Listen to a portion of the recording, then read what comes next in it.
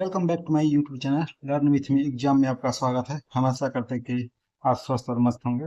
हम आपके लिए रोजाना की तरह कुछ महत्वपूर्ण प्रश्न लेकर आए हैं जो कि पेपर में काफ़ी सहायक होंगे। ये जितने भी प्रश्न हैं आपके बीपीएससी 4.0 के लिए काफ़ी लाभदायक हैं, जिसमें हम प्रीवियस ईयर के कुछ प्रश्न TRE 1 TRE 2 TRE 3 के प्रश्न सभी लिए हैं। चलिए आज का सेशन हम लोग यहीं से शुरू करते हैं। और अभी तक आपने अपने चैनल को सब्सक्राइब लाइक कमेंट नहीं किया है तो सब्सक्राइब करना ना भूलें, अपने दोस्तों को शेयर ना करना भूलें। चलिए आज का सेशन हम लोग प्रश्न नंबर 1 से शुरू करते हैं। तारों की चमक का प्रकाशीय प्रक्रिया निम्नलिखित में से किसके कारण होती है? वायुमंडलीय परावर्तन, वायुमंडलीय अपवर्तन, संपूर्ण अपवर्तन, उपयुक्त में से एक से अधिक।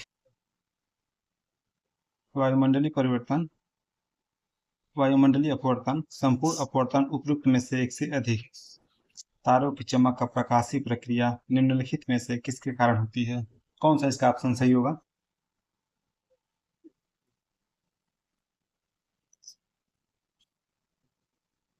इसका ऑप्शन नंबर बी से होगा, वायुमंडलीय अपवर्तन। वायुमंडलीय अपवर्तन से प्रकाश के बंकन से है, क्योंकि यह पृथ्वी के वायुमंडल की विभिन्न परतों से होकर गुजरता है, जिसमें परिवर्ती घनत्व और अपवर्तन सूचकांक होते हैं। यह ऑप्टिकल घटना तारों जैसे आकाशीय पिंडों से प्रकाश के हमारी आंखों तक पहुंचने के तरीके को प्रभावित करता है, जिसे वायुमंडलीय अपवर्तन कहते हैं। टिमटिमाहट में टिमटिमाना या चमकना वायुमंडल अपवर्तन का परिणाम है, जो तारे की चमक और स्पष्ट स्थिति में उतार चढ़ाव का कारण बनता है। ऑप्शन नंबर बी सही होगा। अगला प्रश्न, स्टील के गिलास की तुलना में चीनी मिट्टी के मग में गर्म चाय पीना सुविधाजनक होता है, क्योंकि चीनी मिट्टी के मग में हैंडल होता है। चीनी मिट्टी ऊष्मा की खराब चालक होती है। स्टील के गिलास में चाय तेजी से ठंडी होती है। या फिर इनमें से कोई नहीं, या फिर एक से अधिक। क्यों आसानी होती है हमें मिट्टी के चीनी मिट्टी के बर्तन में पीने में चाय? कौन सा इसका सही होगा? इसका ऑप्शन नंबर बी सही होगा। चीनी मिट्टी ऊष्मा की खराब चालक होती है, क्योंकि ऊष्मा चालन एक पिंड से सॉरी एक पिंड के एक भाग से दूसरे भाग में, या एक पिंड से दूसरे पिंड में सीधा उसको ऊष्मा संपर्क में ऊष्मा अंतरण है। स्टील जैसी धातुओं की तुलना में पोर्सिलेन के बर्तन जैसे सामग्री ऊष्मा का खराब संवाहक है, जिसके कारण जल्दी से वो गर्म हो जाते हैं। ऑप्शन नंबर बी सही होगा। अगला प्रश्न, निम्नलिखित में से कौन सा अम्फोटेरिक अणु में शामिल है? अम्फोटेरिक अम्ल में शामिल है। क्या नाम है? अम्फोटेरिक अणु में शामिल है। एसिटिक अम्ल, मौलिक अम्ल, मैलिक अम्ल, जल, उपयुक्त में से एक से अधिक, या इनमें से कोई नहीं। कौन सा इसका सही होगा?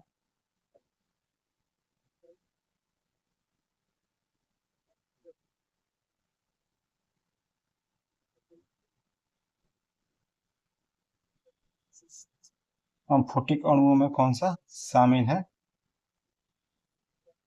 कौन सा इसका उत्तर सही होगा? इसका ऑप्शन नंबर सी सही होगा, जल। एम्फोटिक मतलब क्या होता है? उभयधर्मी।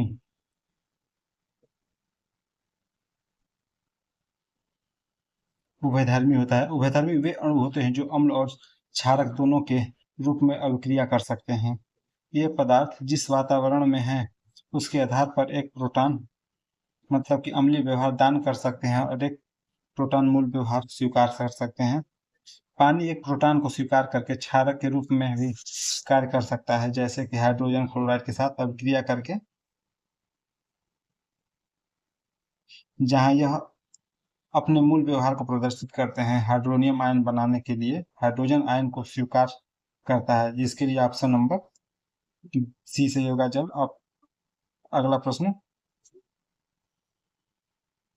ध्वनि ध्वनि को मापने की इकाई को क्या कहते हैं? ध्वनि को मापने की इकाई को क्या कहते हैं? वोल्ट, वाट, एम्पीयर, उपयुक्त में से एक से अधिक या इनमें से कोई नहीं। ध्वनि को मापने की इकाई को क्या कहते हैं? वोल्ट, वाट, एम्पीयर, उपयुक्त में से एक से अधिक, इनमें से कोई नहीं। इसका ऑप्शन नंबर ई सही होगा, इनमें से कोई नहीं। तो इसका ऑप्शन क्या सही होगा? इसका डेसिबल, जिसे हम डीबी से डिनोटेड करते हैं, डीबी मतलब कि डेसिबल। इसका ऑप्शन नंबर डेसिबल सही होगा। ध्वनि को मापने की इकाई को हम लोग डेसिबल कहते हैं, जिसे डीबी से डिनोटेड करते हैं। ध्वनि के मापन की इकाई को डेसिबल कहा जाता है। यह एक लघुगणकीय इकाई है जिसका उपयोग ध्वनि की तीव्रता या प्रबलता को मापने के लिए प्रयोग किया जाता है। डेसिबल का ऑप्शन नंबर इनमें से कोई ना, इसका उत्तर डेसिबल सही होगा। अगला प्रश्न, पर्यावरण के लिए खतरा है। पर्यावरण के लिए क्या खतरा है? पौधे की वृद्धि, या फिर जनसंख्या वृद्धि, या फिर फसल वृद्धि, या फिर सभी, या इनमें से कोई नहीं। कौन सा खतरा है पर्यावरण के लिए? इसका ऑप्शन नंबर बी से होगा, जनसंख्या। पर्यावरण के लिए सबसे ज्यादा खतरा जनसंख्या है। जनसंख्या में लोगों सॉरी जनसंख्या वृद्धि में लोगों की बढ़ती संख्या कई पर्यावरण चुनौतियों को उत्पन्न कर सकता है, जैसे संसाधनों का अतिप्रयोग, अपशिष्ट उत्पादन, पर्यावास स्थान की हानि, रहन सहन की हानि, अपशिष्ट पर गंदगी ज्यादा करेंगे, संसाधनों की कमी होगी। इसलिए ऑप्शन नंबर बी से होगा। सबसे ज्यादा खतरा जनसंख्या वृद्धि से होती है। अगला प्रश्न, निम्नलिखित में से कौन सा प्रदूषण पीलिया का कारण बन सकता है? वायु, तापीय, जल, उपरोक्त में से एक से अधिक। निम्नलिखित में से कौन सा प्रदूषण पीलिया का कारण बन सकता है? वायु, तापीय, जल, उपरोक्त में से एक से अधिक या इनमें से कोई नहीं। इसका ऑप्शन नंबर सी से ही होगा, जल, जो कि पीलिया का महत्वपूर्ण कारण है। पीलिया तब होता है जब त्वचा और आंखें पीली हो जाती है, लक्षण है। ऐसा तब होता है जब रक्त में बिलिरुबिन बहुत अधिक होता है। पीलिया को ही हम लोग बिलिरुबिन और जॉन्डिस के नाम से जानते हैं। जॉन्डिस जॉन्डिस के नाम से, या बिलिरुबिन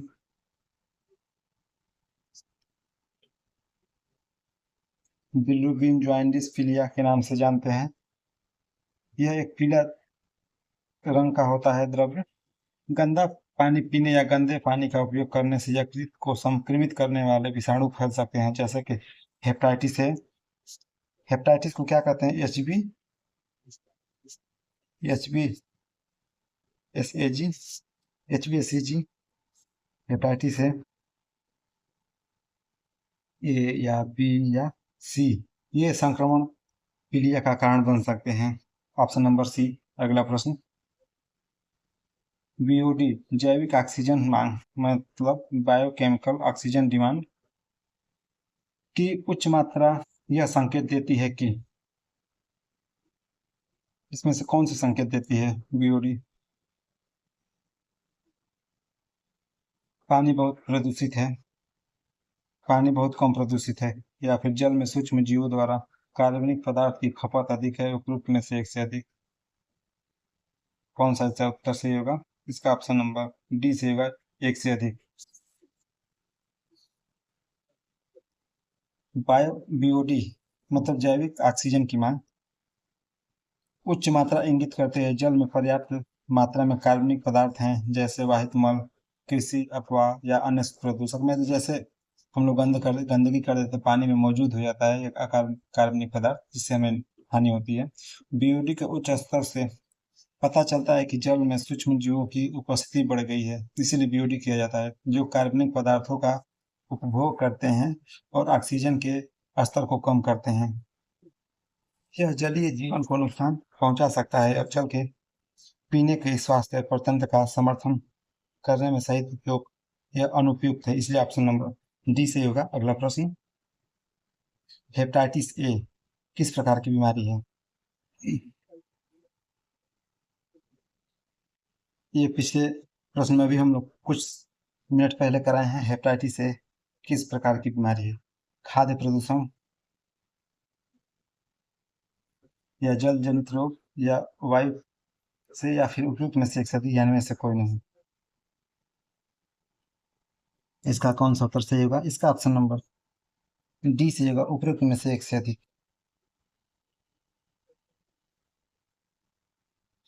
इसका इसमें से ये दोनों सही था, इसलिए ऑप्शन नंबर डी उपयुक्त में से एक से अधिक। यह खाद्य प्रदूषण से मतलब खाद्यान्न जो हम लोग खाते हैं और जल जनित रोग से भी ये, जल के प्रदूषण से भी ये हमें होता है हेपेटाइटिस ए।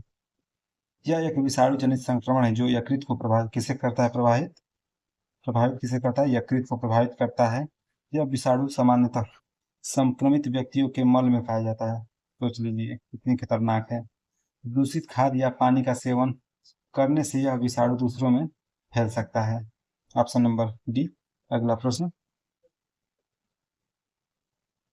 मल में प्रदूषित मल से प्रदूषित पानी में मछलियां मर जाती है क्योंकि, वही प्रश्न घुमा के फिर से पूछा है। रोगजनकों के कारण, गलफड़ों के बंद होने के कारण, ऑक्सीजन की कमी के कारण, में से एक से अधिक। कौन सा सही होगा इसका उत्तर? प्रदूषित पानी मछलियां क्यों मर जाती है मल से? इसका ऑप्शन नंबर, इसका भी डी होगा, रोगजनक कारणों से सही है।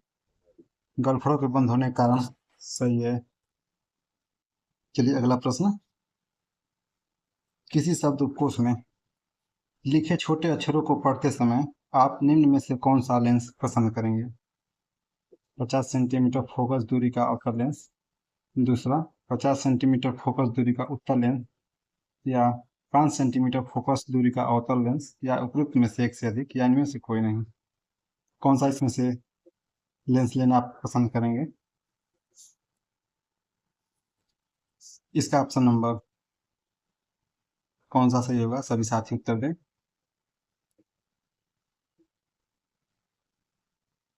इसका ऑप्शन नंबर ई सही होगा, इनमें से कोई नहीं, क्योंकि अधिक फोकस दूरी वाले उत्तल लेंस की आवर्धन क्षमता कम होती है, अतः शब्दकोश के छोटे अक्षर को पढ़ने के लिए 5 सेंटीमीटर फोकस दूरी का उत्तल लेंस बेहतर होगा।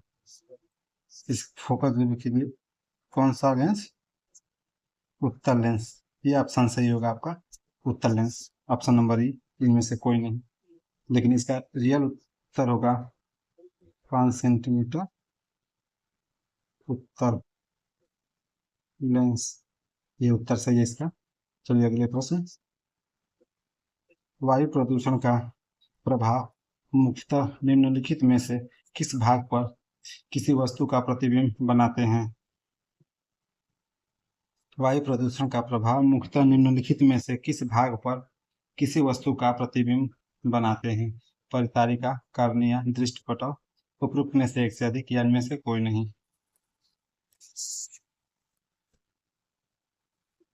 आप देख सकते हैं सब प्रीवियस ईयर के प्रश्न हैं। वायु प्रदूषण का प्रभाव मुख्यतः निम्नलिखित में से किस भाग पर किस वस्तु का प्रतिबिंब बनाते हैं? इसका ऑप्शन नंबर सी से हुआ, रेटिना। दृष्टिपटल उसका नाम है, रेटिना। मानव आंख में किसी वस्तु का प्रतिबिंब रेटिना पर बनता है। मानव आंख के रेटिना पर बनने वाला प्रतिबिंब वास्तविक तथा उल्टा बनता है। कैसा बनता है? वास्तविक व उल्टा बनता है। रेटिना उत्तक की एक पतली परत होती है जो आंख के पिछले हिस्से के अंदर की तरफ प्रतिच्छेदित करती है। Option number C. अगला प्रश्न, अलैंगिक जनन मुकुलन द्वारा होता है। अलैंगिक जनन मुकुलन द्वारा होता है। ईस्ट में, अमीबा में, प्लाज्मोडियम में, उपयुक्त में से एक से अधिक, या इनमें से कोई नहीं। अलैंगिक जनन मुकुलन द्वारा होता है।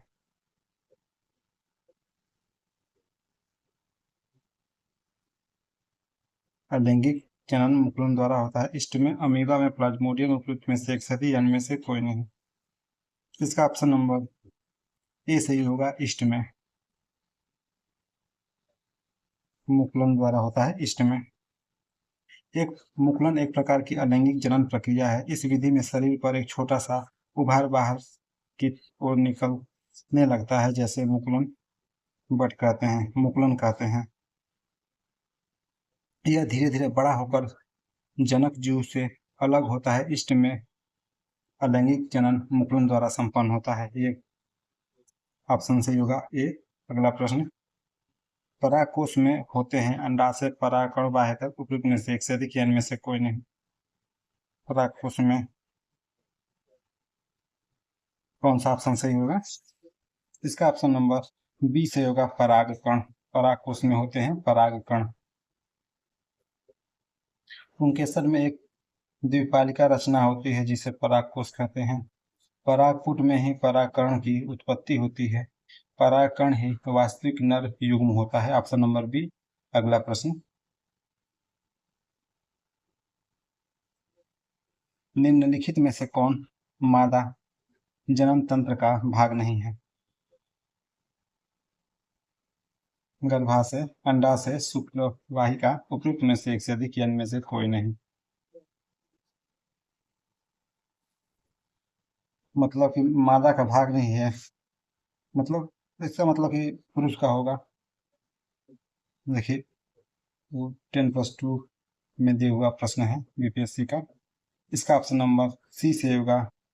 शुक्लवाहिका। शुक्लवाहिका वेस्ट डिफरेंस नर जनन तंत्र का वह भाग है, जबकि गर्भाशय अंडाशय मादा जनन तंत्र का भाग है। शुक्लवाहिका एक पतली नलिका होती है जिसमें भित्तियां मांसपेशियों की बनी होती है। अधिविषण से शुक्राणु शुक्लवाहिका में पहुंचते हैं। यह शुक्राणुओं की आगे बढ़ाने का कार्य करता है। Option number C. अगला प्रश्न, इनमें से नहीं है। शुक्लवाहिका यह है किसमें पाया जाता है? पुरुष में। अगला प्रश्न, अपच का उपचार करने के लिए निम्नलिखित में से किस औषधि का प्रयोग होता है? अपच एसिडिटी की तरह नहीं हो जाता है, मोवेटिंग होती है। प्रतिहारम, प्रतिजैविक, पीड़ाहारी, उपयुक्त में से एक से अधिक या इनमें से कोई नहीं। अपच का उपचार करने के लिए निम्नलिखित में से किस औषधि का उपयोग होता है? इसका ऑप्शन नंबर कौन सा सही होगा? इसका ऑप्शन नंबर ए होगा, प्रति अम्ल। अपच का उपचार करने के लिए निम्नलिखित में से किस औषधि का उपयोग होता है? इसका ऑप्शन नंबर ए सही है, जिसे हम लोग प्रति अम्ल हिंदी नाम है। इसका नाम एंटासिड। एंटासिड ऐसी दवाई है जो अपच और अवच को दूर करने के लिए हमारे आमाशय में अम्ल का प्रतिकार उदासीनीकरण करता है। जीवाणु संक्रमण को रोकने के लिए इलाज के लिए एंटीबायोटिक का उपयोग किया जाता है, जैसे एनाल्जेसिक।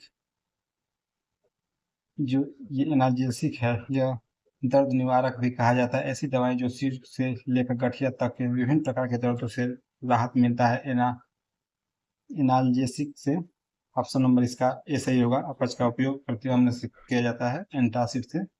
अगला प्रश्न, आज का ये लास्ट प्रश्न है। हरित हाइड्रोजन प्राप्ति का कौन सा तरीका है? हाइड्रोजेनेसिस, इलेक्ट्रोलाइसिस, निर्जलीकरण, उपयुक्त में से एक से अधिक। इसका ऑप्शन कौन सा सही होगा? इसका ऑप्शन नंबर बी सही होगा, इलेक्ट्रोलिसिस। हरित हाइड्रोजन इलेक्ट्रोलिसिस इलेक्ट्रोलिसिस की प्रक्रिया के द्वारा उत्पादित किया जाता है। इस प्रकार में सौर सॉरी पवन या जल विद्युत जैसे नवीकरण स्रोत से उत्पन्न की जाता है। उत्पन्न बिजली का उपयोग करके पानी को हाइड्रोजन और ऑक्सीजन में विभाजित करके उपयोग में लाया जाता है, जिसे हाइड्रोजन हरित हाइड्रोजन प्राप्ति करते हैं इलेक्ट्रोलाइसिस से। ऑप्शन नंबर बी से होगा। आई होप आपको वीडियो पसंद आया होगा। चलिए, आप हमारे चैनल पर बने रहिए। तब तक के लिए धन्यवाद। अगले चैनल में कल हम मिलेंगे अगले वीडियो में। धन्यवाद।